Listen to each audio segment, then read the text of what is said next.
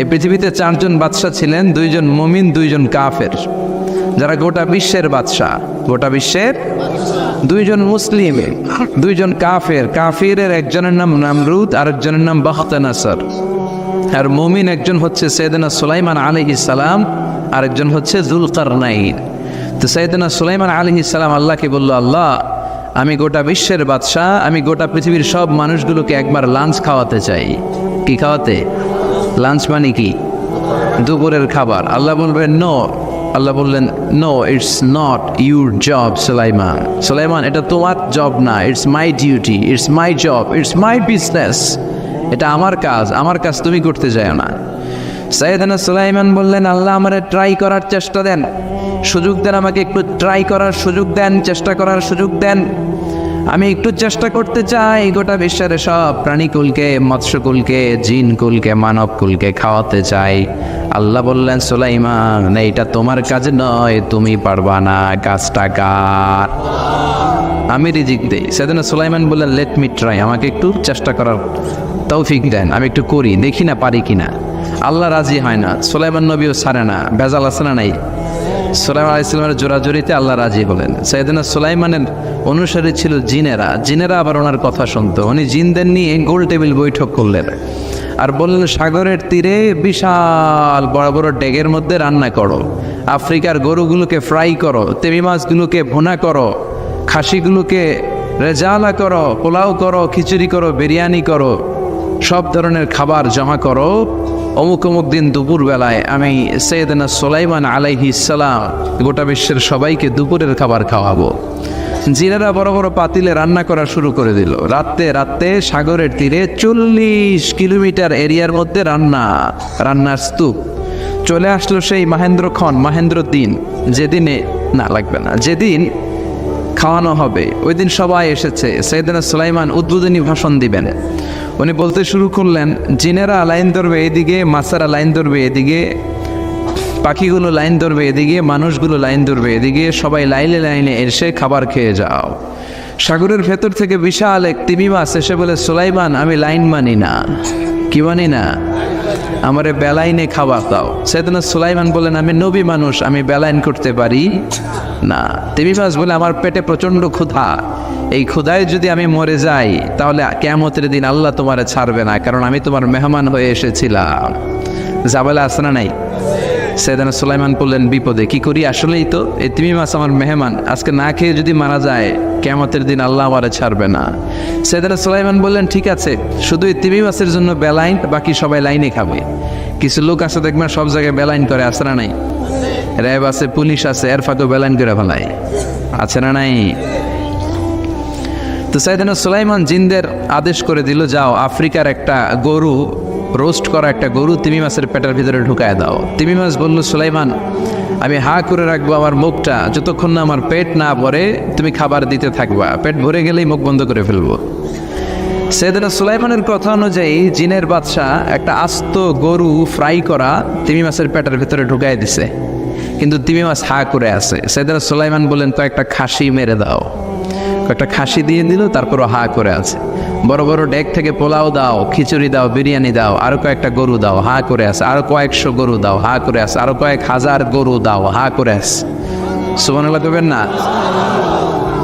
দিতে দিতে 1 কিলোমিটারের খাবার নাই, 2 কিলোমিটারের খাবার শেষ, 10 কিলোমিটারের খাবার শেষ, 20 কিলোমিটার শেষ, 30 কিলোমিটার শেষ, 40 কিলোমিটারের খাবার শেষ। এখনো তিমি মাছের মুখটা হা করা আছে না নাই? সাইয়েদনা সুলাইমান সেজদায় পড়ে গেলেন, ডেকে বললেন, আল্লাহ আমি বুঝি নাই, গোটা বিশ্বের সবাইকে তো দূরের কথা, একটা মাছরেও তো রিজিক দিতে পারলাম না। তিমি মাছ এখনো হা করা, ডেকে বলে, সুলাইমান প্রতিদিন রব্বুল আলামিন 3টা লোকমা খাবার আমারে খাওয়ায়, তুমি 40 কিলোমিটারের খাবার পেটে দিয়েছো, কিন্তু আল্লাহর 3টা লোকমার একটা লোকমার সমানও হয় না। এজন্য আল্লাহ বললেন, ওয়ামা মিন দাব্বাতিন ফিল আরদি ইল্লা আলাল্লাহি রিজকুহা ওয়া ইয়ালামু মুস্তাকাররাহা ওয়া মুস্তাওদাআহা কুল্লুন ফি কিতাবিম মুবিন। আল্লাহু আকবার। এই পৃথিবীতে যত প্রাণী আছে, মানুষ আছে, সবাইকে রিজিক দেয় কে? এজন্য রিজিকের মালিক আল্লাহ ডেকে বললেন, গোলাম আযাব আর গজব ততদিন আসবে যতদিন তোমাদের নাফরমানি বন্ধ না হয়। আর যেদিন থেকে নামাজি হয়ে যাবা, যেদিন থেকে আল্লাহওয়ালা হয়ে যাবা, আযাব আর গজব বন্ধ করে দিবে কে? রহমত দিয়ে দেশটারে ভরে দিবে কে? লা ইন শাকারতুম লা আযীদান্নাকুম, শুকরিয়া করো আমি নিয়ামত বাড়ায় দিব। কার কথা? আল্লাহ। আর জোরে বলেন কার? আল্লাহ সবসময় আমাদেরকে তুমি নিয়ামত গুজারদের অন্তর্ভুক্ত হওয়ার তৌফিক দাও, আমিন। আর জোরে পড়েন আমিন। আমার সাথী একটা ধরে আমি কুয়াশা করে না শুক্রিয়া না লাগবে না, শুক্রিয়া, এটা রহমতের কুয়াশা। আলহামদুলিল্লাহ পড়েন, ধরে সমস্যা হবে না ইনশাল্লাহ। টিউশন আছে তো মুছে নেওয়া যাবে। নাওতলা পশ্চিম পাড়া জামে মসজিদের উদ্যোগে 23তম বার্ষিক ওয়াজ ও দোয়ার মাহফিল। 23 বছর ধরে এখানে কোরআনের কথা হয়, আমরা খুশি না বেজার? আজকের এই মহতী প্রোগ্রামের সভাপতি বিশিষ্ট সমাজসেবক জনাব মোহাম্মদ ওহিদুল্লাহ সাহেব, চেয়ারম্যান 3 নং মাধাইয়া ইউনিয়ন পরিষদ, আমার নানা ভাই। জোরাজোরি করে আজকে আমার আনছে, আইনাই সারছে। আমি যত বছর বাঁচি অত বছর এনে আসতে হবে। কি বলেন আপনারা? আল্লাহ আমাদের সভাপতি নানা ভাইকে তুমি কবুল করে নাও। বিভিন্ন মাহফিল হলেই ছুটে যায়, অনেক চেয়ারম্যান আছে মাহফিল বন্ধ করে, আর আমার নানা ভাই মাহফিল করে, ঠিক কি না? এরকম চেয়ারম্যানের দরকার আছে না নাই? আল্লাহ তুমি ওনাকে কবুল করো। জনপ্রতিনিধি হিসেবে ওনার কাঁধে যে দায়িত্ব সবগুলো সঠিকভাবে আল্লাহ তুমি আঞ্জাম দেওয়ার তৌফিক দাও। আমাকে রেখেছেন প্রধান বক্তা, আপনাদের শুকরিয়া। আমার আগে কথা বলেছে বিশিষ্ট ইসলামী চিন্তাবিদ জনাব হযরত মাওলানা মোহাম্মদ আলী আশরাফ সাহেব, মুহাদ্দিস চান্দিনা আলামিন কামিল মাদ্রাসা, চমৎকার কথা বলছিলেন, আবার কিছু কালেকশনও করলেন। বিশ্বনবীও কিন্তু কালেকশন করতেন। বিশ্বনবী ঈদের নামাজের পরে মহিলাদেরকে বললেন, তাসাদ্দাকনা, মদিনার মহিলারা তোমরা বেশি বেশি দান খরচ করো, কারণ মেরাজের রাতে আমি দেখেছি পুরুষদের চেয়ে তোমরা নারীরা বেশি জাহান্নামী। নারীরা বলল, কেন রাসূল আমরা জাহান্নামী কেন, আমগো দোষ কি? বিশ্বনবী বললেন, 2 কারণে। তুকসিরনা লাআনা, তোমরা বেশি বেশি মহিলাদেরকে লানত দাও। রেগে গেলে নারীরা বলে, হেতের উপরে আল্লাহর ঠেনা হইতো, হেতের উপরে আল্লাহর গজব হইতো, বলে না? তো এক নারী আরেক নারীকে এরকম গালি দাও, ভর্ৎসনা করো, লানত দাও, এটা এক কারণ। আরেক হচ্ছে তাকফুরনাল আশিরা, তোমরা স্বামীর নাশুকরি করো। মায়েরা বোনেরা যাদের কানে আমার মাইকের আওয়াজ যায়, স্বামীর নাশুকরি করবেন না, এটা বড় কবিরা গুনাহ। আপনি অনেক আল্লাহর ওলি হতে পারেন, নামাজি হতে পারেন, কিন্তু আপনার স্বামী যদি আপনার উপর নাখোশ থাকে, জান্নাতের দরজা আপনার জন্য খুলবে না। বিশ্বনবী ফাতেমারে বললেন, ফাতেমা আলী কোথায়? ফাতেমা বলল, আপনার জামাই আলী আমার সাথে ঝগড়া করে বাইরে গেছে। বিশ্বনবীর চেহারাটা আগুনের গোলার মতো লাল হয়ে গেল। বিশ্বনবী ডেকে বললেন, ফাতেমা তুমি বিশ্বনবীর মেয়ে হতে পারো, কিন্তু আলী তোমার স্বামী। আলী যদি তোমার উপর নাখোশ থাকে, জান্নাতের দরজা তোমার জন্য খুলবে না। কোথায় গেছে আলী, কোথায়? বললেন যে মসজিদে নববীতে গেছে। বিশ্বনবী যে দেখলেন বালির উপরে আলী শুয়ে আছে। বিশ্বনবী মজা করে ডাক দিলেন, ইয়া আবা তোরাব। তোরাব অর্থ বালি, তোরাব মানে কি? বালি। বিশ্বনবী ডাক দিলেন, ইয়া আবা তোরাব, মানে হে বালির বাবা আলী, ওঠো। এখন আলী ওঠে না, রাগ করে আসছে। বিশ্বনবী এদিক দিয়ে তাকায়, আলী ওইদিকে তাকায়। বিশ্বনবী ওদিকে আসলে আলী এদিকে তাকায়, মনে মনে করে এতক্ষণ আপনার মাইয়া গুতাইছে, এখন আপনি গুতাইতেছেন। বিশ্বনবী যাই বললো, আলী রাগ করো না, ওঠো, তুমি আমার চাচাতো ভাই, আমার ঘরেই তো তুমি মানুষ হয়েছ। ঘাপটি মেরে হাতটা ধরে টান দিলেন। সাইয়েদনা আলী উঠতে বাধ্য হলেন।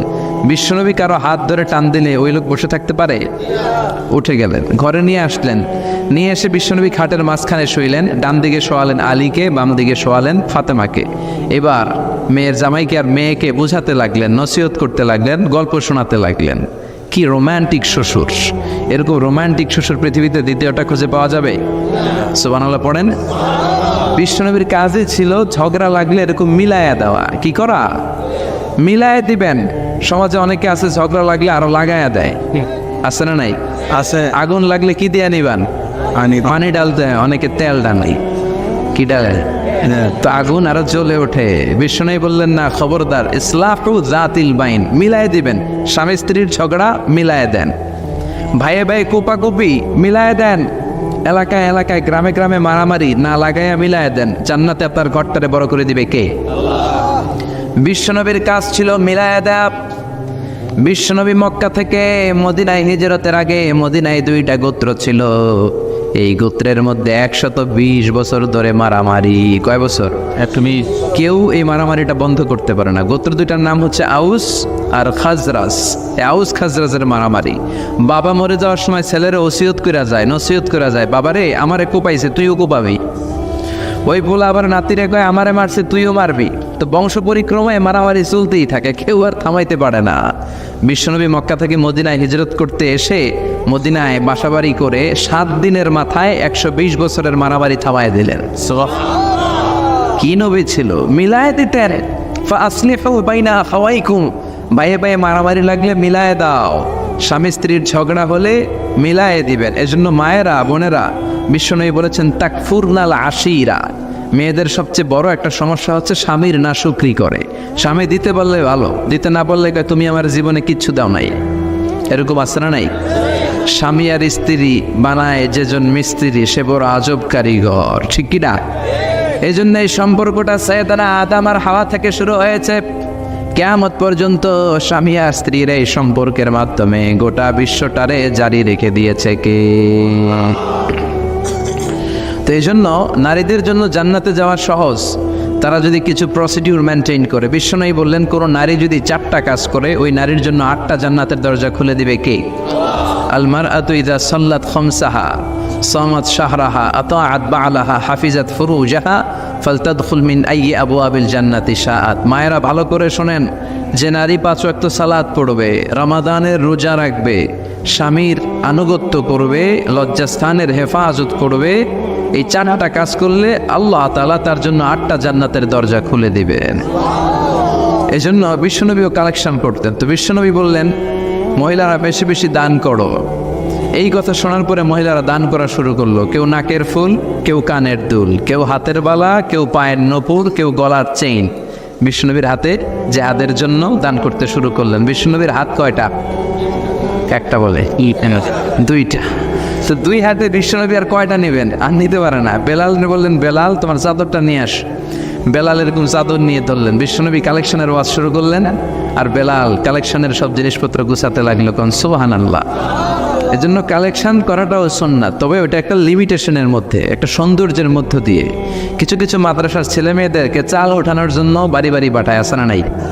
এদের ছোটবেলা থেকে মানসিকতাগুলো নষ্ট করে দেওয়া হয়। কেমন করে অন্যের কাছে হাত পাতবে এটা শেখানো হয়। ইসলাম বলে আল ইয়াদুল উলিয়া খায়রুম মিন আল ইয়াদিস সুফলা, উপরের হাত নিচের হাতের চেয়ে উত্তম। যে নেয় আর যে নেয় তাদের মধ্যে সে সেরা, যে দেয়। চিল্লা এখন ঠিক কিনা?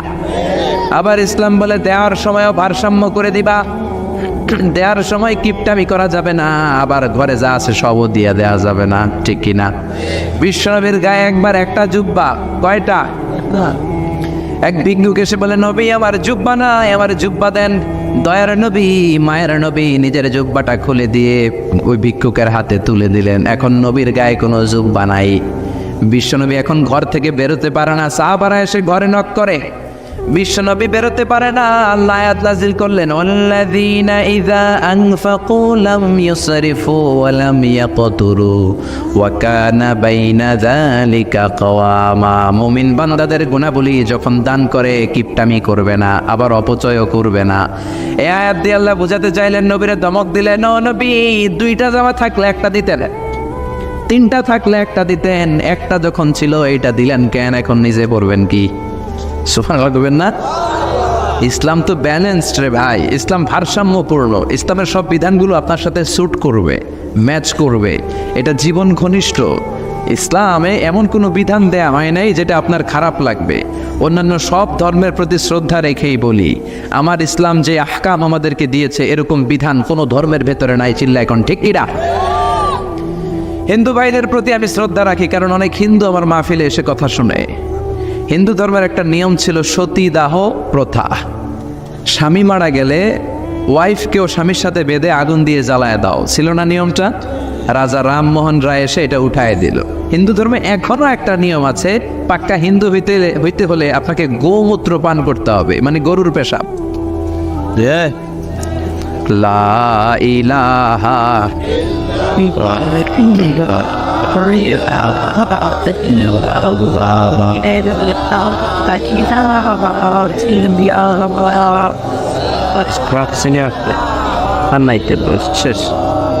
লা ইলাহা ইল্লাল্লাহু মুহাম্মাদুর রাসূলুল্লাহ সাল্লাল্লাহু।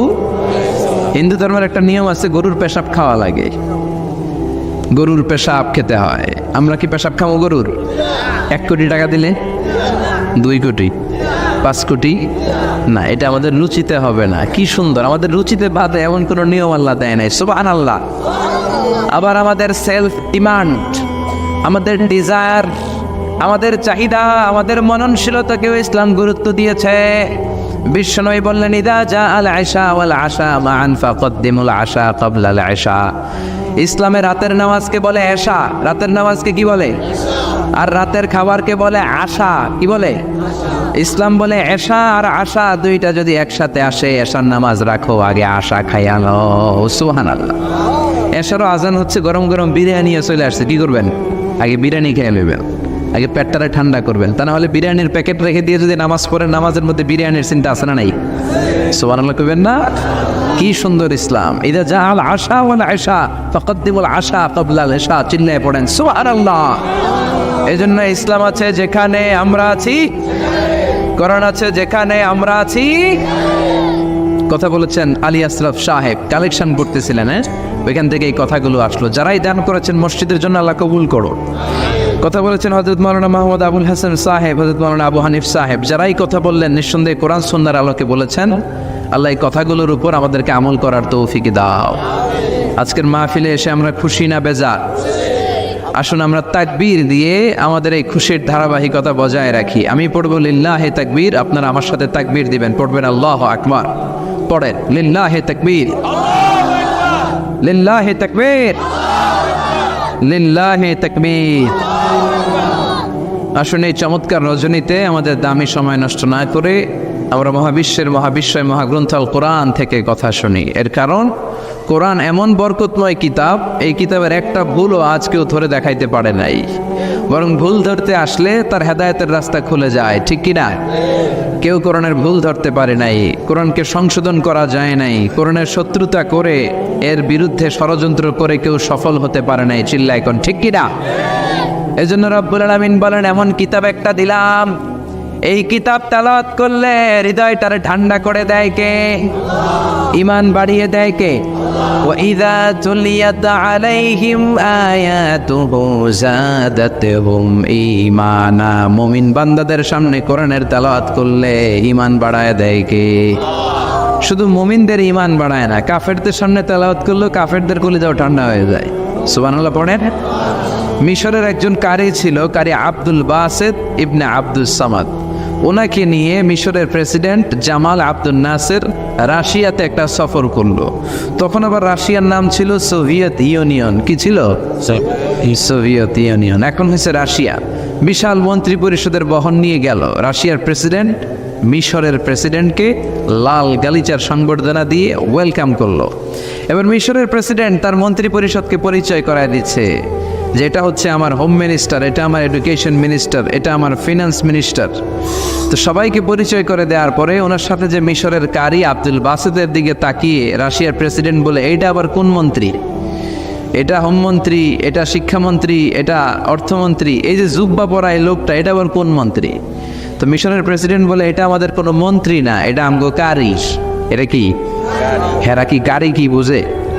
এরা বলতেছে কারি আবার কি? তো মিশরের প্রেসিডেন্ট জামাল আব্দুল নাসের বলে, he is the reciter of our holy book Quran. তিনি আমাদের ধর্মীয় গ্রন্থ কোরআন তেলাওয়াত করে আমাদেরকে শোনায়। আমরা আমাদের বিভিন্ন প্রোগ্রামে ওনাকে ইনভাইট করি, উনি আমাদের ধর্মীয় গ্রন্থ আবৃত্তি করে শোনায়। তো রাশিয়ার প্রেসিডেন্ট বলে, তোমাদের ধর্মগ্রন্থ আবৃত্তি করে শোনায়? তোমাদের প্রোগ্রামে আজকে রাতেও তো আমাদের জাতীয় প্রোগ্রাম, একটা বড় প্রোগ্রাম আছে, যেই প্রোগ্রামে আমরা সবাই মদ খাবো আর বেলি ড্যান্স দেখবো। কোমর দুলানো ডান্স, রূপবানে নাচে কোমর দুলাইয়া, এই কোমর দুলানো ডান্স আমরা দেখব। তো তুমি যদি বলো আজকের এই ডান্স বন্ধ করে আমরা তোমাদের কারি সাহেবের কাছ থেকে তেলাওয়াত শুনতে পারি, জামাল আব্দুল নাসের বলল ঠিক আছে তাই করেন, ডান্স বন্ধ করে দেন। তো রাশিয়ার প্রেসিডেন্ট কয় ওকে ডান, দ্য ডিসিশন ইজ ফাইনাল। আজকে রাতে কোমর দুলানো নৃত্য হবে না, আজকে তোমাদের কারি সাহেবের তেলাওয়াত শুনবো আর মদ খাবো। কি খাবো? ড্যান্স বন্ধ করছে, মাগার মদ বন্ধ করে নাই। তো আব্দুল বাসেদ রাজি হলেন। ওনাকে নিয়ে যাওয়া হলো, সিঙ্গাররা গিটার দিয়ে যেখানে গান গায় ওখানে বসানো হলো ওনারে। আর সবার হাতে মদ, উইস্কি, রেড ওয়াইন, অ্যালকোহল নিয়ে বসেছে যে মদ খাবে। রাতে এরা মদ খায়, 2-1 প্যাক না খেলে এদের ঘুম হয় না। তা আব্দুল বাসেত ওই দিন তেলাওয়াত করেছিলেন চোখ বন্ধ করে। আর চোখ বন্ধ করার আগে, তেলাওয়াতের আগে আল্লাহ বলেছেন, আল্লাহ এই যে এতগুলো কমিউনিস্ট লিডার, আমি আমার গলায় তুমি যত সুর দিয়েছো, আমি দরদ দিয়ে তেলাওয়াত করব, তুমি তোমার কোরআনের বাণীটা এই কমিউনিস্ট কাফের লিডারদের অন্তরের ভিতরে ঢুকাইয়া দিও। সবাই মদ নিয়ে রেডি, উনি শুরু করলেন আউযু বিল্লাহি মিনাশ শাইতানির রাজিম বলে তেলাওয়াত শুরু করলেন। ওনার তেলাওয়াত যখন শুরু হলো, কেউ আর মদ খায় না, মদের গ্লাস রেখে দিয়ে সবাই ওনার দিকে তাকিয়ে রইল। উনি ওনার কণ্ঠে যত দরদ ছিল, সুর ছিল, সুরের ঝংকার ছিল, মেলোডি ছিল, ভয়েস ছিল, সব উজাড় করে কোরআন তেলাওয়াত করতে লাগলেন। কমিউনিস্ট লিডারগুলো তেলাওয়াত শুনতে শুনতে মনের অজান্তে চোখের পানি ছাড়তে শুরু করছে। লম্বা সময় তিনি তেলাওয়াত করলেন, ওরাও মদ খাওয়া রেখে দিয়ে কান্না জুড়ে দিল। তেলাওয়াত শেষ, চোখ খুলে দেখে কেউ মদ খায় নাই, সবার চোখে পানি। মিশরের প্রেসিডেন্ট জামাল আব্দুল নাসের ওদেরকে বলল, did you understand the meaning of the verses of the holy Quran? এই যে আমাদের কারি সাহেব তেলাওয়াত করছে, তোমরা কি অর্থ বুঝছো? কয় না, বুঝি নাই। তো কান্দলা কেন, চোখে পানি কেন? কমিউনিস্ট কাফের লিডাররা বলে, আমাদের জীবনে এত সুন্দর তেলাওয়াত, সুরেলা কণ্ঠ আমরা শুনি নাই।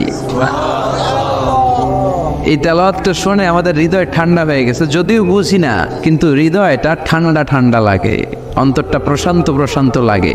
আমাদের অন্তরে অনেক জ্বালা, অনেক যন্ত্রণা, আমাদের অনেক দুঃখ আর কষ্ট, এগুলোকে ভুলে থাকার জন্য আমরা রাতে বেলি ড্যান্স দেখি আর মদ খাই। তবে এরকম কারি যদি আমাদের দেশে থাকতো, আমরা বেলি ড্যান্স না দেখে প্রতিদিন রাতে তেলাওয়াত শুনতাম। ওই কোরআন আজও আছে না নাই? আজ সেই কোরআন আছে, হাদিস আছে, সেই ঈমান আর মানুষ নেই, সেই আলী হায়দারে ওসমান নেই। আজানের ধ্বনি আছে আগেরই মতোই, আজানের ধ্বনি আছে আগেরই মতোই, বেলালের সেই রূহ নেই, বেলালের সেই রূহ নেই। আজ সেই কোরআন আছে, হাদিস আছে, সেই ঈমান আর মানুষ নেই, সেই আলী হায়দারে ওসমান নেই। চিল্লা এখন ঠিক কিনা? এজন্য কোরআন আজও আছে। ওই কোরআন থেকে দরদ দিয়ে তেলাওয়াত করতে পারলে কাফেরদের হৃদয়কেও ঠান্ডা করে দিবে কে? এই জন্য এই কিতাব এমন কিতাব, যেই কিতাবের ভুল খুঁজে বের করা যায় না। ভুল ধরতে আসলেই তার ভুলটাই আল্লাহ তার চোখের সামনে তুলে ধরে। চিল্লায় বলেন ঠিক কিনা? সেই কোরআন থেকে আমরা কথা শুনবো, সেই কোরআনের আলোতে নিজেদেরকে আমরা আলোকিত করার চেষ্টা করব। রাজি আছেন? অনেক রাত, সময় আমাদের কম, কথা আমাদের বেশি। আসুন সরাসরি আমরা যতক্ষণ মহাবিশ্বের আমরা আসেননি, মহাবিশ্বয় মহাগ্রন্থ আল কোরআন আল করিম থেকে আমরা কথা শুনবো। আমি আমার খুতবার শুরুতে সূরাতুল বনী ইসরাইলের ছোট্ট একটা আয়াত তেলাওয়াত করেছি। আজকের এই চমৎকার রাতে তার আলোকে কিছু কথা শুনবো। সবাই পড়েন ইনশাআল্লাহ। সূরা বনী ইসরাইলের এই 23 নম্বর আয়াতে আল্লাহ তাআলা ইরশাদ করে বলছেন, ও আমার গোলামেরা, আমি আল্লাহর পক্ষ থেকে তোমাদের জন্য স্পেশাল 2টা ফায়সালা আছে, স্পেশাল 2টা ঘোষণা আছে। এই ঘোষণাগুলার কোনো নড়চড় হবে না, অনড় ঘোষণা। ফায়সালা কয়টা? 2টা। রব্বুল আলামিন বলেন, ওয়াকাদা রাব্বুকা আল্লা তা'বুদু ইল্লা ইয়্যাহু ওয়া বিল ওয়ালিদাইনি ইহসানা। আমি আল্লাহর প্রথম ফায়সালা হলো আল্লাহ তা'বুদু ইল্লা ইয়্যাহ। এই জমিনে কারো ইবাদত করা যাবে না একজনের ছাড়া, তিনি কে? কারো জিকির করা যাবে না একজনের ছাড়া, তিনি কে? কাউকে সেজদা দেয়া যাবে না একজনকে ছাড়া, তিনি কে? এখন আপনি যদি মসজিদেও সেজদা দেন, মাজারেও সেজদা দেন, তাহলে কি আপনি আল্লাহর বান্দা হতে পারলেন নাকি? মাজারে সেজদা দেয়া যাবে না, সেজদা দিতে হবে মসজিদে। সেজদা পাওয়ার অধিকারী একজন। এজন্য আল্লাহ বলেন, ওয়াসজুদ ওয়াক্তারিব, সেজদা দাও আমার নিকটবর্তী হও। বান্দা যখন সেজদা দেয় বান্দা আল্লাহর কাছে চলে যায়। দেখা যায় মসজিদের মধ্যে সেজদা পড়ে, কার্পেটের মধ্যে সেজদা পড়ে, জায়নামাজে পড়ে। আল্লাহ বলে না, জায়নামাজে পড়ে নাই, আমি আল্লাহর কুদরতি পায়ের উপরে তোর সেজদাটা পড়েছে। এজন্য সেজদা দেওয়ার দরকার আছে না নাই? যারা সেজদা দেয় তাদের সাথে কোরআনের আইন বাস্তবায়নের দরকার আছে না নাই? এজন্য আল্লাহ বললেন আমার ফয়সালা দুইটা। জোরে বলেন কয়টা?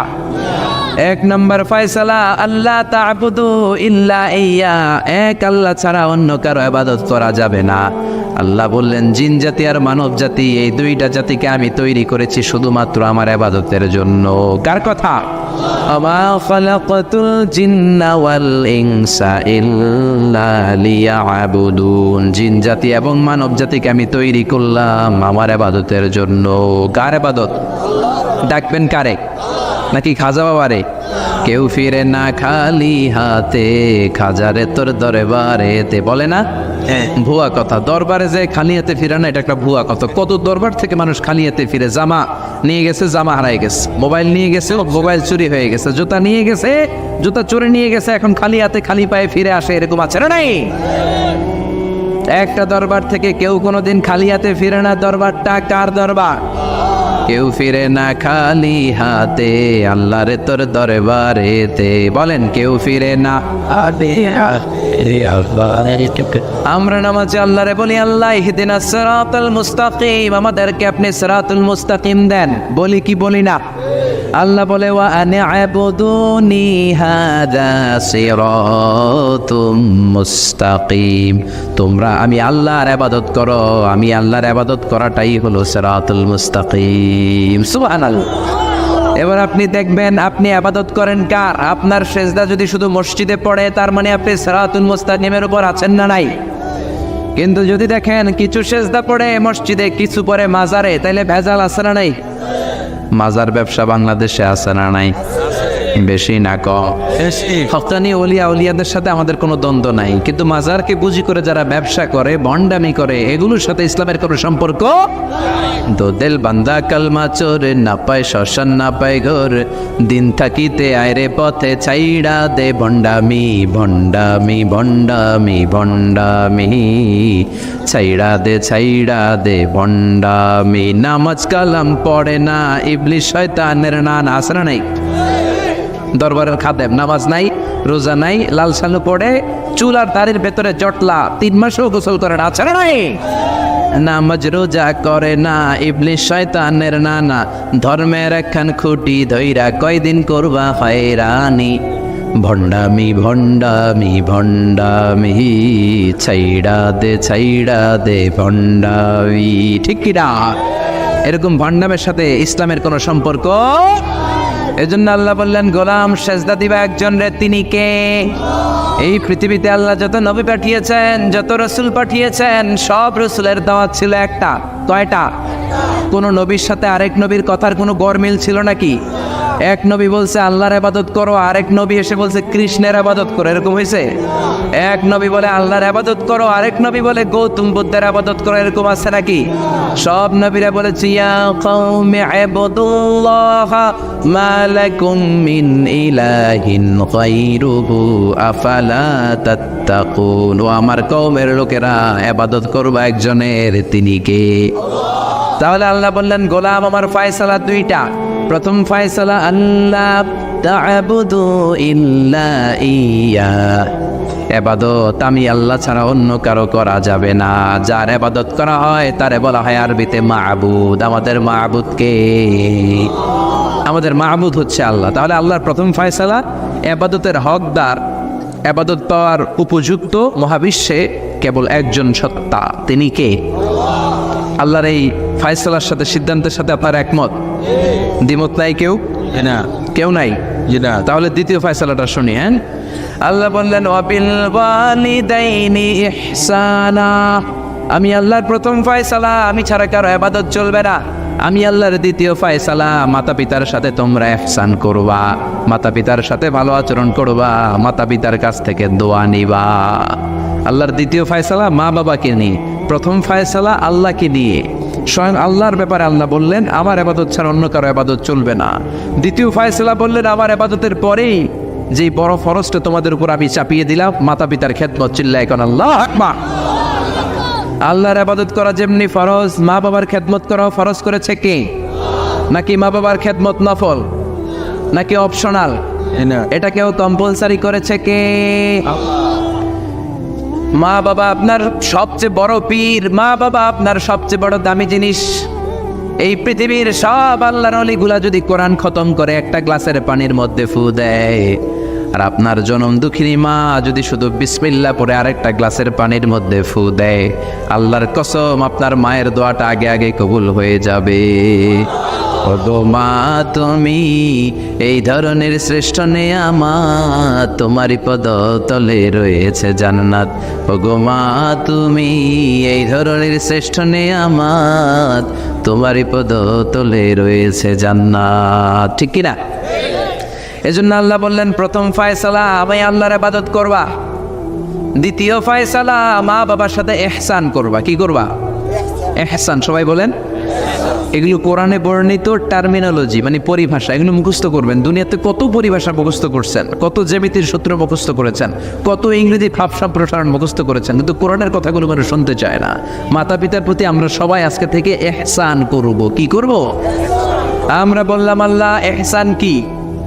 ইহসানের ব্যাখ্যা দেন। আল্লাহ নিজেই কোরআনে ইহসানের ব্যাখ্যা দিলেন, ইম্মা يبلغن عندك الكبر أحدهما أو كلاهما فلا تقل لهما أف। ইহসানের ব্যাখ্যা হলো, আল্লাহ বললেন ইহসানের ব্যাখ্যা কি? শোনো শোনো, ইহসানের 5টা ব্যাখ্যা আল্লাহ দিলেন। প্রথম ব্যাখ্যা হলো মা বাবা যখন বার্ধক্যে উপনীত হয়, মা বাবার বয়স যখন 60 হয় 70 হয়, তখন তাদের কোনো কর্মকাণ্ডের কারণে ছেলে মেয়ে হিসেবে নাক ছিটকানো যাবে না, উফ শব্দটাও করা যাবে না। কার কথা? মা বাবা আমাদের অনেকেরই বয়স হয়ে গেছে 60-70 আছে না নাই? বিছানায় পড়া, তাদের কোনো কাজে, তাদের কোনো আচরণে নাক ছিটকানো যাবে না। জোরে বলেন। আল্লাহ বলে খবরদার, নাক ছিটকানো তো দূরের কথা, ও আহ কি যন্ত্রণা, এই কথাটাও বলা যাবে না। ঠিক কি না?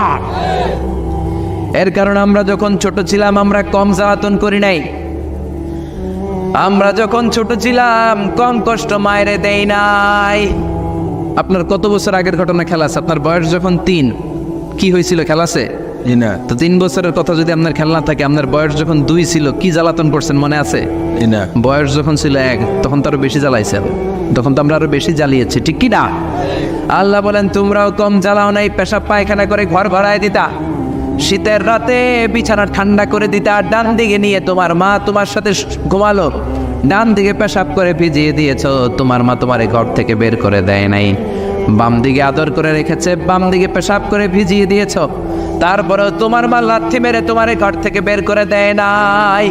শীতের রাতে তোমার মা তোমার বুকে নিয়ে ঘুমানো, কনকনে মাঘ মাসের শীতের রাত পেশাব করে মায়ের জামাটা ভিজিয়ে দিয়েছো, রাত 3টার দিকে মা ওঠে জামাটা চেঞ্জ করে নতুন জামা পরে তোমারে কোলে নিয়ে ঘুমিয়েছে, তোমারে ঘর থেকে তাড়িয়ে দিয়েছে নাকি?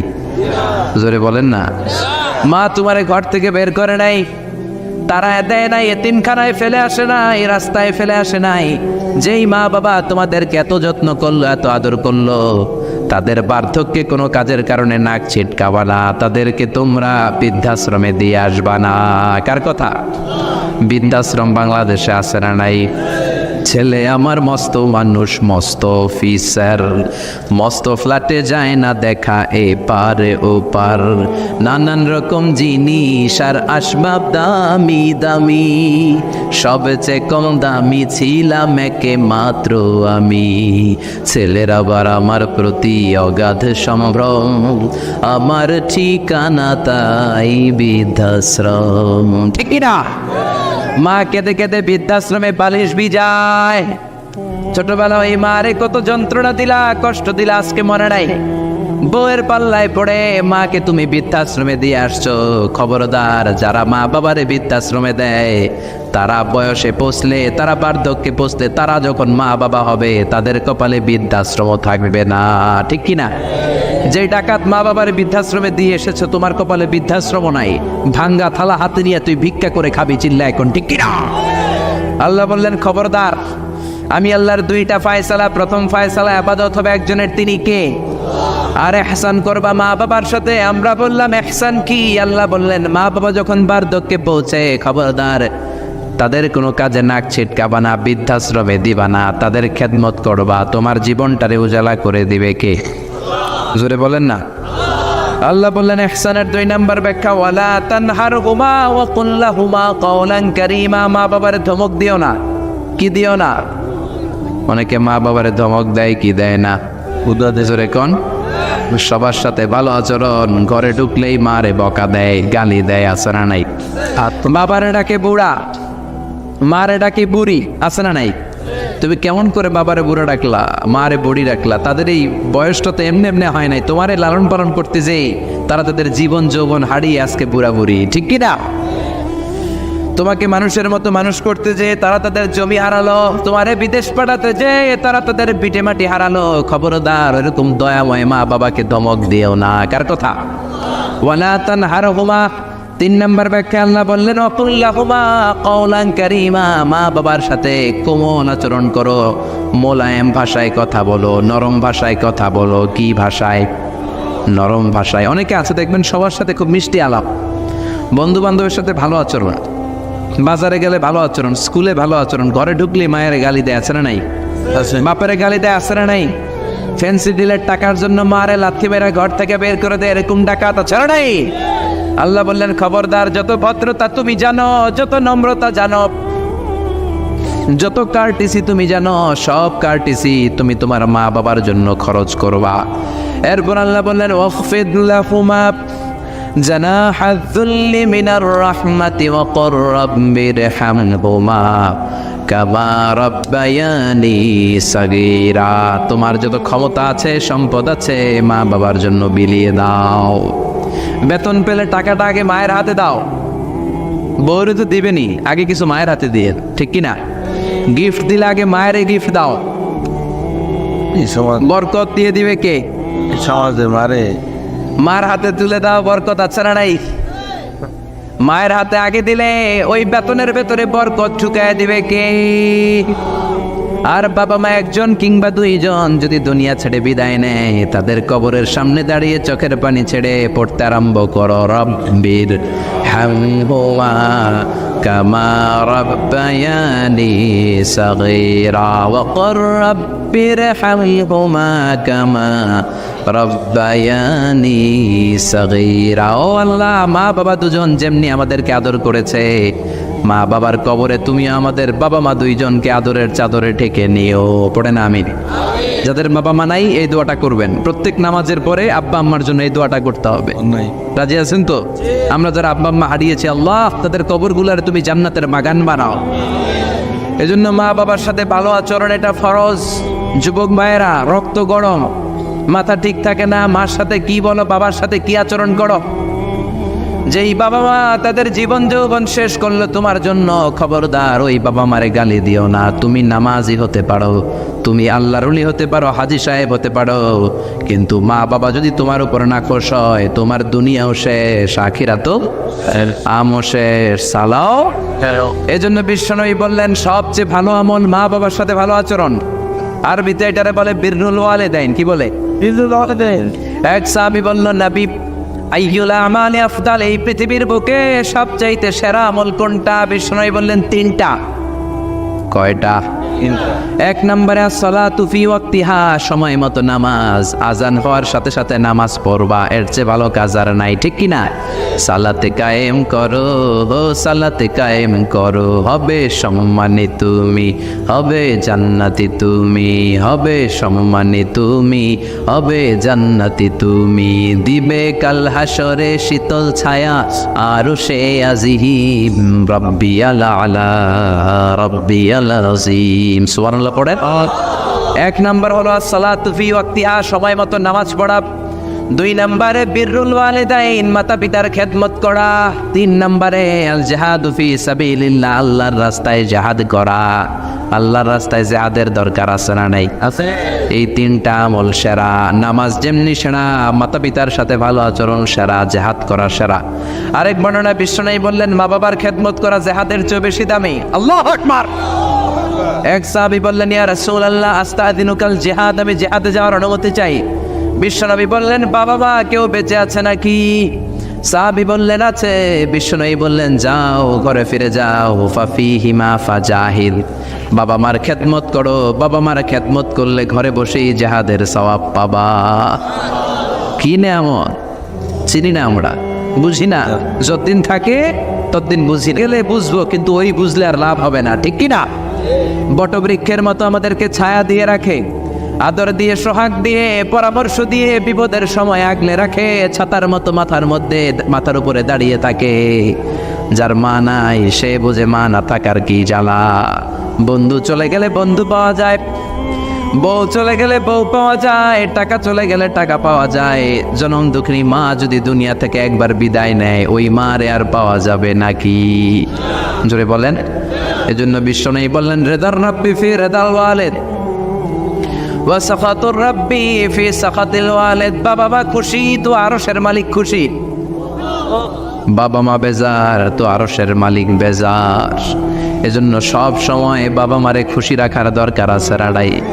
বিশ্বনবী বলেন, জান্নাতে স্পেশাল দুইটা দরজা আছে, একটার নাম আব্বা, আরেকটার নাম আম্মা। একটা দরজার নাম আল আব, আরেকটার নাম আল উম। এই দুইটা দরজা আমাদের ঘরে আছে না নাই? বিশ্বনবী বলেন, হুমা জান্নাতুকা ওয়া নারুক, বাবা মাই তোমার জান্নাত, বাবা মাই তোমার জাহান্নাম। এখন বাবা মার সাথে কি আচরণ করবা এটা তোমার সিদ্ধান্ত, দ্য ডিসিশন ইজ ইয়ার্স। সিদ্ধান্ত তোমার, তুমি কি ভালো আচরণ করে জান্নাত কামাবা না জাহান্নামী হবা? চিল্লা এখন, ঠিক কি না? বাবা মা যদি মুশরিক হয়, বাবা মা যদি হিন্দু হয়, বাবা মা যদি কাফির হয়, তারপরেও বাবা মার সাথে ভালো আচরণের দরকার আছে না নাই? এই বাংলার জমিনে অনেক হিন্দু ফ্যামিলি থেকে হিন্দুর ছেলে মুফাসসিরে কোরআনের তাফসীর শোনে, মুফাসসিরের হাতে হাত রেখে কালিমা পড়ে মুসলমান হয়েছে, আছে না নাই? কিন্তু বাবা মা মুসলমান হয় নাই, আছে না নাই? তো ওই বাবা মার সাথে কি খারাপ আচরণ করা যাবে? হিন্দু হোক, ওইটা বাবা মা, ওই বাবা মার দোয়া লাগবে, আশীর্বাদ নিতে হবে। ওই বাবা মার দোয়া ছাড়া তুমি জীবনে কিচ্ছু করতে পারবা না, ঠিক কি না? বিশ্বনবীর শালীর নাম আসমা বিনতে আবি বকর। বুখারীর বর্ণনা, বিশ্বনবীর কাছে এসে বললেন, নবী গো, ইন্নী মুসলিমা, আমি মুসলমান, ওয়া উম্মি মুশরিকা, আমার মা হলো মুশরিকা, আফা আসলুহা, এখন আমি আমার মুশরিক মায়ের সাথে কি ভালো আচরণ করব নাকি? বিশ্বনবী বললেন, ও আসমা খবরদার, তোমার মা মুশরিক হোক কাফের হোক, সে তোমার মা, ঠিক কি না? সিলিয়া, মা বাবার সাথে ভালো আচরণ করো। সাইয়েদনা ইব্রাহিম, মুসলিম বিশ্বের জাতির পিতা, উলুল আজমি মিনার রাসূল, উনি গোটা বিশ্বের মুসলমানদের পিতা, কিন্তু ওনার বাপ হচ্ছে কাফের মুশরিক। নাম কি? আজার। আজার ঈমান আনে নাই, কালেমার দাওয়াত গ্রহণ করে নাই, তাই বলে সাইয়েদনা ইব্রাহিম বাবারে গালি দিছে নাকি? মন্দ কথা বলছে? ইয়া আবাতি লিমা তা'বুদু মা লা ইয়াসমা'ু ওয়া লা ইউবসিরু ওয়া লা ইউগনি আনকা শাইআ। বাবারে আদর দিয়ে, সোহাগ দিয়ে, সম্মান দিয়ে বলে, বাবা কেন এই মূর্তির পূজা করো? 10টা হাত এরকম বের করে রাখে, জিহ্বা বের করে রাখে, সামনে মিষ্টি, রসমালাই, দুধমালাই, কত কিছু দিয়ে রাখে, কিচ্ছু খায় না। মূর্তির গায়ে একটা মাছি বসলো, মাছি তাড়াতে পারে না, ঠিক কি না? কেন এই মূর্তির পূজা করেন? যে এই মূর্তি কানে শোনে না, চোখে দেখে না। বাবারে বুঝালেন, কিন্তু বাবারে গালি দেয় নাই। তার মানে বাবা যদি মুশরিক হয়, বাবা যদি কাফির হয়, বাবা যদি হিন্দু হয়, তারপরেও বাবার দোয়া নিতে হবে, ঠিক কি না? বাবা মা দোয়া করলেও কবুল, বদদোয়া করলেও। শুধু দোয়া করলে যদি কবুল হইতো তাইলে তেমন ঝামেলা ছিল না, দোয়া করে না তো কি হয়েছে? কিন্তু বদদোয়া করলেও তো কবুল, দোয়া করে না, যদি বদদোয়া করে মুসিবত আছে না নাই? বাবা মার ছেলে মেয়েদের দৃষ্টান্ত তরমুজ আর ছুরির মতো। বাবা মা হলো ছুরি, ছেলে মেয়ে তরমুজ। তরমুজ নিচে রেখে উপর থেকে ছুরি মারলে তরমুজ কেটে যায়, আবার ছুরি নিচে ধরে রেখে উপর থেকে তরমুজ ফেললেও তরমুজ কেটে যায়। উভয় অবস্থায় তরমুজের ক্ষতি হয়, ছুরির কিছু হয় নাকি? কথা বুঝতে পেরেছেন? এজন্য বাবা মা অনেক বড় নেয়ামত। বিশ্বনবী বললেন, 3 জিনিসের দিকে নজর করা মাত্রই সওয়াব দেয় কে? 1 নম্বরে আন-নাযার ইলাল মুসহাফ, কোরআনের দিকে তাকানো মাত্র সওয়াব। 2 নম্বরে আন-নাযার ইলাল কাবা, কাবার দিকে তাকানো মাত্রই সওয়াব। 3 নম্বরে আন-নাযার ইলা ওয়াজহিল ওয়ালিদাইন, মাতা পিতার চেহারার দিকে রহমতের নজরে তাকালে কবুল হজের সওয়াব দিবে কি? এখানে হাজী সাহেব আছেন না অনেক? আছে 3 লাখ 4 লাখ 5 লাখ দিয়ে হজ করে আসছেন, তো বুকে হাত দিয়ে কেউ বলতে পারবেন হুজুর আমি 100% আমার হজটা কবুল হয়েছে? কেউ গ্যারান্টি দিতে পারবেন? গ্যারান্টি নাই। কিন্তু মায়ের চেহারার দিকে রহমতের নজর নিয়ে তাকালে, ছোটবেলা আমার মারে আমি কত কষ্ট দিলাম, কত কষ্ট করে ফ্যামিলিটা সামলাতে, যে আমার জনম দুঃখিনী মা, কথাগুলো ভেবে মায়ের চেহারার দিকে একটা নজর দেন, কবুল হজের সওয়াব আপনার আমল নামায় দিয়ে দিবে কি?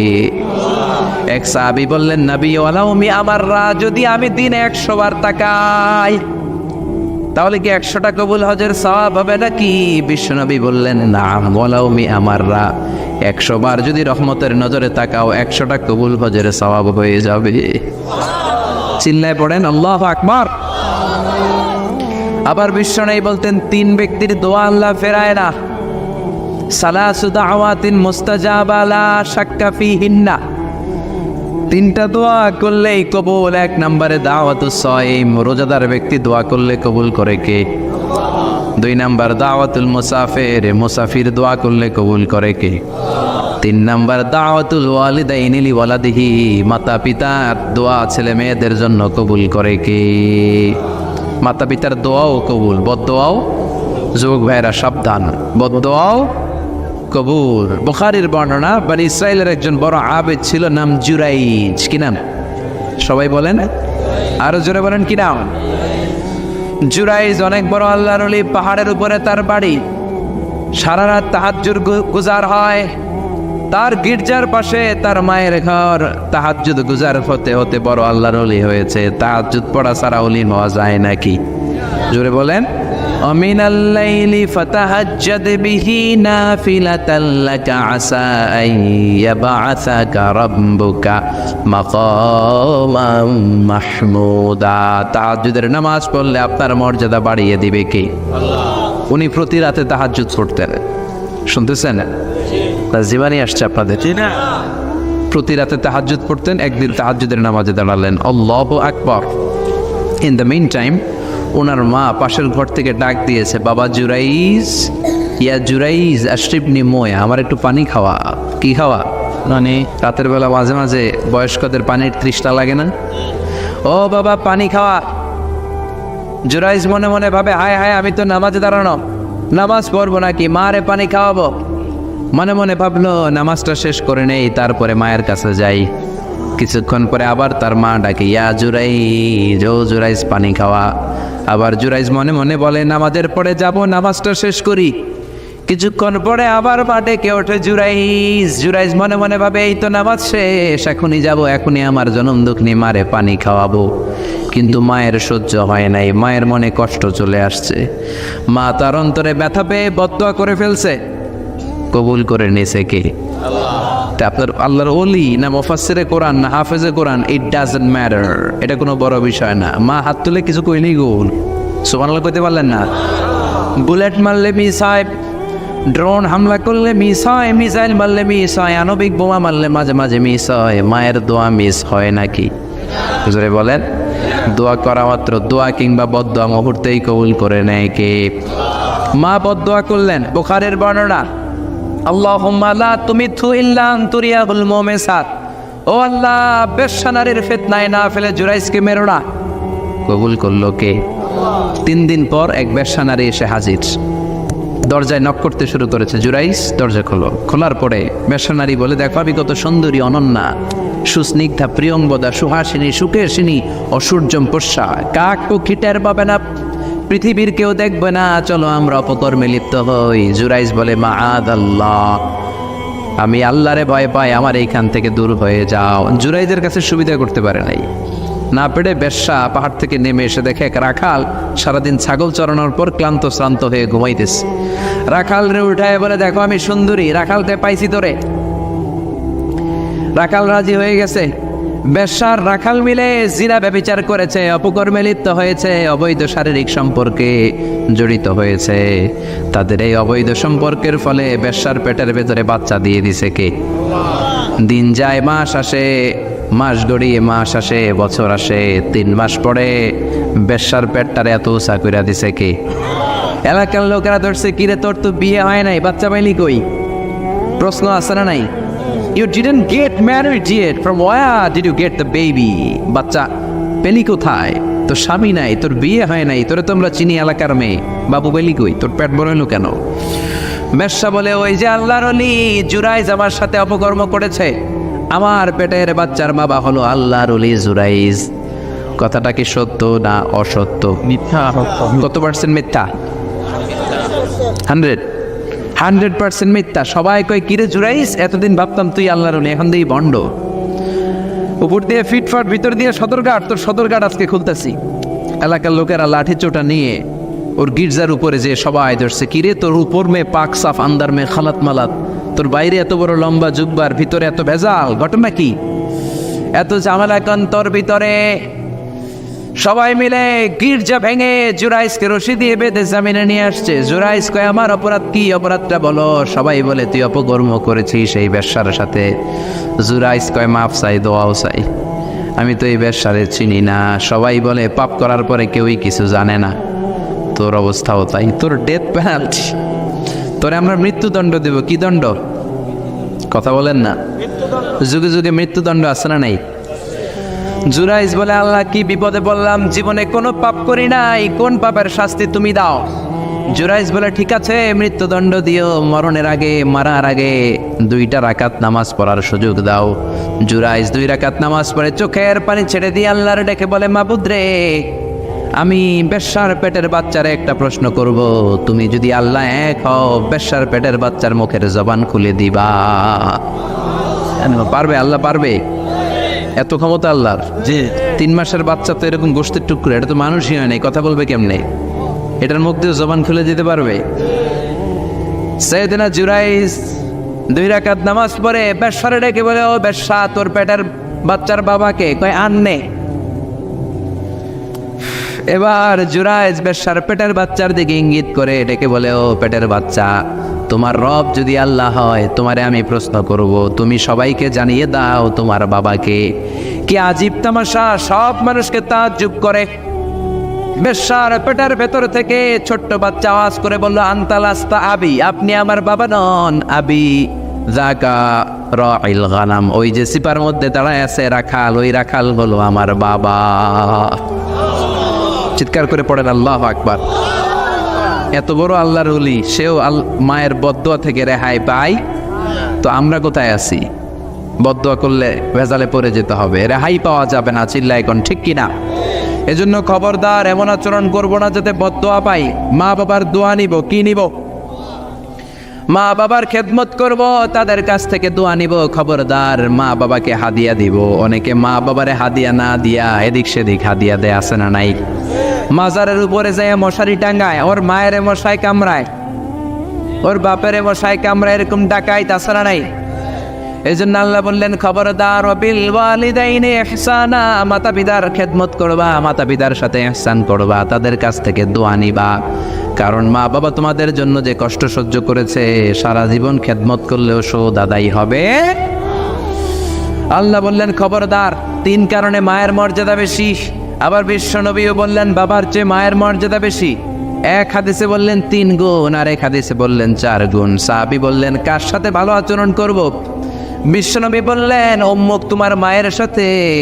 তারপরেও বললেন মায়ের সাথে, তারপরেও মায়ের সাথে, তারপরে মায়ের সাথে, 5মবারে বললেন তোমার পিতার সাথে। 4 বার মায়ের কথা বললেন। কয়বার? আরো জোরে বলেন। এজন্য আল্লাহ ডেকে বলে, গোলাম খবরদার মায়ের সাথে ভালো আচরণ করবা। কারণ হামালাতহু উম্মুহু, বাবা তোমারে পেটে ধরে নাই, পেটে ধরেছে কে?